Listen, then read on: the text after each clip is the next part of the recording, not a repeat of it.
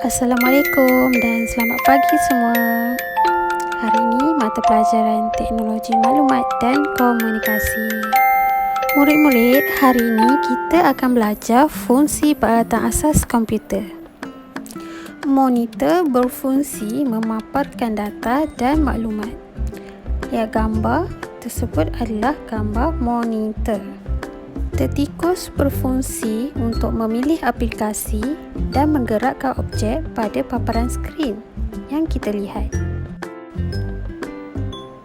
Manakala papan kekunci berfungsi untuk memasukkan data dan arahan ke dalam komputer. Dan yang terakhir, unit sistem berfungsi memproses dan menyimpan data. Baiklah murid-murid, itu sahaja untuk hari ini.